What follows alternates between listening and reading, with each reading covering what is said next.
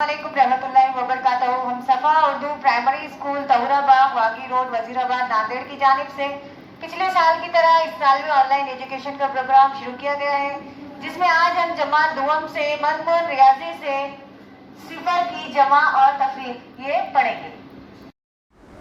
प्यारे बच्चों, सिफ़र की जमा और तफरीक ये हम आज रियाजी की दरसी किताब से देखेंगे।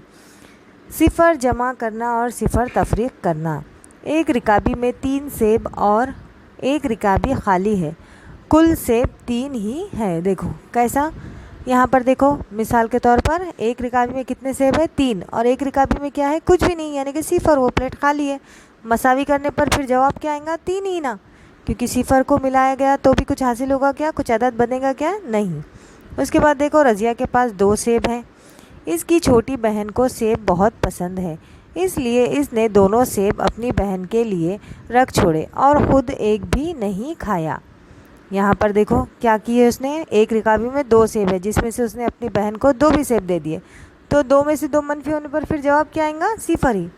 यहाँ पर देखो बहुत अच्छी बात बताई जा रही है, किसी भी अदद में सिफ़र मिलाए तो वही अदद हासिल होता है। सिफ़र तफरीक करे तब भी वैसा ही होता है।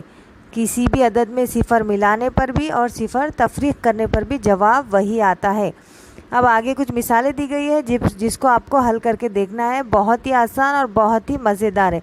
जैसे कि 7 में सिफ़र मिलाने पर जवाब क्या आएगा? 7।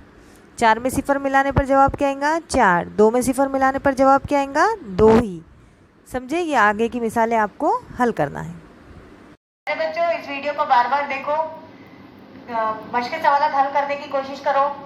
सफ़ा उर्दू प्राइमरी स्कूल के चैनल को सब्सक्राइब करो, लाइक करो, शेयर करो, ताकि नए आने वाले वीडियो की नोटिफिकेशन आपको मिले। नेक्स्ट वीडियो में मुलाकात होगी। अल्लाह हाफ़िज़।